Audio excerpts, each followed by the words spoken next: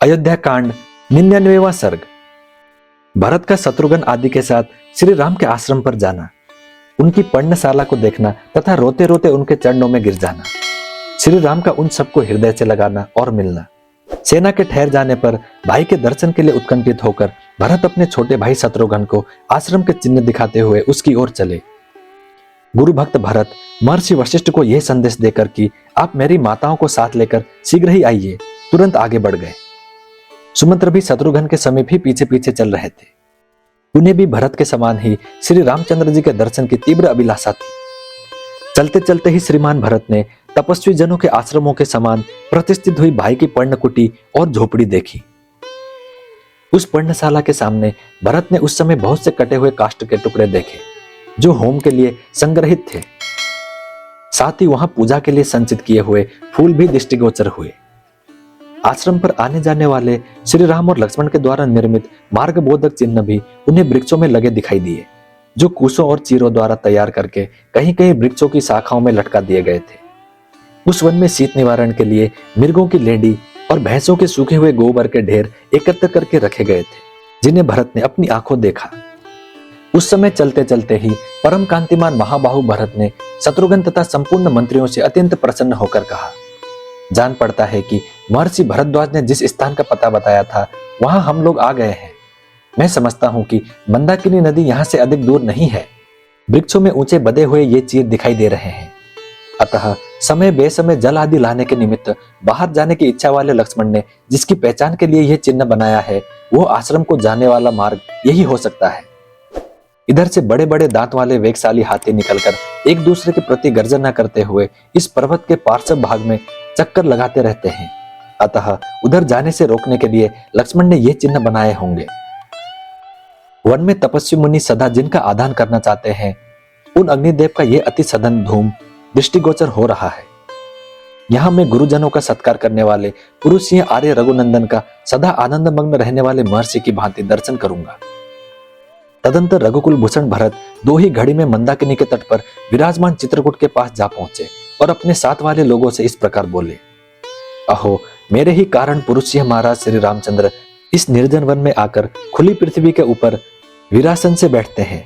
अतः मेरे जन्म और जीवन को धिक्कार है। मेरे ही कारण महातेजस्वी लोकनाथ रघुनाथ भारी संकट में पड़कर समस्त कामनाओं का परित्याग करके वन में निवास करते हैं। इसलिए मैं सब लोगों के द्वारा निंदित हूं।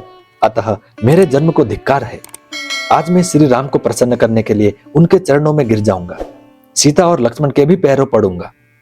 इस तरह विलाप करते हुए दशरथ कुमार भरत ने उस वन में एक बड़ी पर्णशाला देखी जो परम पवित्र और मनोरम थी। वो साल, ताल और आकर्षण नामक वृक्षों से बहुत से पत्तों द्वारा छाई हुई थी। अतः यज्ञशाला में जिस पर कोमल कुश बिछाए गए हों, उस लंबी चौड़ी वेदी के समान शोभा पा रही थी। वहां इंद्र धनुष के समान बहुत से धनुष रखे गए थे, जो गुरुतर कार्य साधन में समर्थ थे, जिनके पृष्ठभाग सोने से मढ़े गए थे और जो बहुत सी प्रबल तथा शत्रुओं को पीड़ा देने वाले थे। उनसे उस पर्णकुटी की बड़ी शोभा हो रही थी। वहां तर्कसों में बहुत से बाण भरे थे, जो सूर्य की किरणों के समान चमकीले और भयंकर थे। उन बाणों से वो पर्णशाला उसी प्रकार सुशोभित होती थी जैसे दीप्तिमान मुख वाले सर्पों से भोगवती पुरी शोभित होती है। सोने की म्यानों में रखी हुई दो तलवारें और स्वर्ण में बिंदुओं से विभूषित दो विचित्र ढाले भी उस आश्रम की शोभा बढ़ा रही थी। वहां गोह के चमड़े के बने हुए बहुत से सुवर्ण जटित दस्ताने भी टंगे हुए थे। जैसे मृग सिंह की गुफा पर आक्रमण नहीं कर सकते, उसी प्रकार वो पर्णशाला शत्रु समूह के लिए अगम्य एवं अजेय थी। श्री राम के उस निवास स्थान में भरत ने एक पवित्र एवं विशाल वेदी भी देखी, जो ईशान कोण की ओर कुछ नीची थी। उस पर अग्नि प्रज्वलित हो रही थी। पर्णशाला की ओर थोड़ी देर तक देखकर भरत ने कुटिया में बैठे हुए अपने पूजनीय भ्राता श्री राम को देखा, जो सिर पर जटामंडल धारण किए हुए थे। उन्होंने अपने अंगों में कृष्ण मृगचर्म तथा चीर एवं वल्कर वस्त्र धारण कर रखे थे। भरत को दिखाई दिया कि श्री राम पास ही बैठे हैं और प्रज्वलित अग्नि के समान अपनी दिव्य प्रभाव फैला रहे हैं। समुद्र प्रयत्न पृथ्वी के स्वामी धर्मात्मा महाबाहु श्री राम सनातन ब्रह्मा की भांति कुश बिछी हुई वेदी पर बैठे थे। उनके कंधे सिंह के समान, भुजाएं बड़ी बड़ी और नेत्र प्रफुल्ल कमल के समान थे। उस वेदी पर वे सीता और लक्ष्मण के साथ विराजमान थे। उन्हें इस अवस्था में देख धर्मात्मा श्रीमान कैकेयी कुमार भरत शोक और मोह में डूब गए तथा बड़े वेग से उनकी ओर दौड़े। भाई की ओर दृष्टि पड़ते ही भरत आर्तभाव से विलाप करने लगे। वे अपने शोक के आवेग को धैर्य से रोक न सके और आंसू बहाते हुए गदगद वाणी में बोले, हाय, जो राजसभा में बैठकर प्रजा और मंत्री वर्ग के द्वारा सेवा तथा सम्मान पाने के योग्य है, वही ये मेरे बड़े भाई भ्राता श्री राम यहाँ जंगली पशुओं से घिरे बैठे हुए हैं। जो महात्मा पहले कई श्रेष्ठ वस्त्रों का उपयोग करते थे, वे अब धर्माचरण करते हुए यहाँ केवल 2 मृग चर्म धारण करते हैं।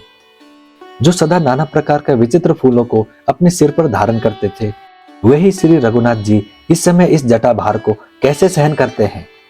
जिनके लिए शास्त्रोक्त यज्ञों के अनुष्ठान द्वारा धर्म का संग्रह करना उचित है, वे इस समय शरीर को कष्ट देने से प्राप्त होने वाले धर्म का अनुसंधान कर रहे हैं। जिनके अंगों की बहुमूल्य चंदन से सेवा होती थी, उन्हीं मेरे पूज्य भ्राता का ये शरीर कैसे मल से सेवित हो रहा है। हाय, जो सर्वथा सुख भोगने के योग्य हैं, वे श्री राम मेरे ही कारण ऐसे दुख में पड़ गए हैं। ओहो, मैं कितना क्रूर हूं, मेरे इस लोकनिंदित जीवन को धिक्कार है। इस प्रकार विलाप करते करते भरत अत्यंत दुखी हो गए। उनके मुखारविंद पर पसीने की बूंदें दिखाई देने लगी। वे श्री रामचंद्र जी के चरणों तक पहुंचने के पहले ही पृथ्वी पर गिर पड़े। अत्यंत दुख से संतप्त होकर महाबली राजकुमार भरत ने एक बार दीन वाणी में आर्य कहकर पुकारा, फिर वे कुछ न बोल सके। आंसुओं से उनका गला रूंध गया था। यशस्वी श्री राम की ओर देख वे हा आर्य कहकर चीख उठे। इससे आगे उनसे कुछ बोला न जा सका। फिर शत्रुघ्न ने भी रोते रोते श्री राम के चरणों में प्रणाम किया। श्री राम ने उन दोनों को उठाकर छाती से लगा लिया। फिर वे भी नेत्रों से आंसुओं की धारा बहाने लगे। तत्पश्चात राजकुमार श्री राम तथा लक्ष्मण उस वन में सुमंत्र और निषाद राज गुह से मिले। मानो आकाश में सूर्य और चंद्रमा शुक्र और बृहस्पति से मिल रहे हो। युद्धपति गजराज पर बैठकर यात्रा करने योग्य उन चारों राजकुमारों को उस विशाल वन में आया देख समस्त वनवासी हर्ष छोड़कर शोक के आंसू बहाने लगे। इस प्रकार श्री वाल्मीकि निर्मित आर्ष रामायण आदि काव्य के अयोध्या कांड में 99वां सर्ग पूरा हुआ। मैं उम्मीद करता हूँ श्री राम जी आपकी सारी मनोकामनाएं पूरी करें। जय श्री राम, जय हनुमान। अब मिलते हैं अगली वीडियो में।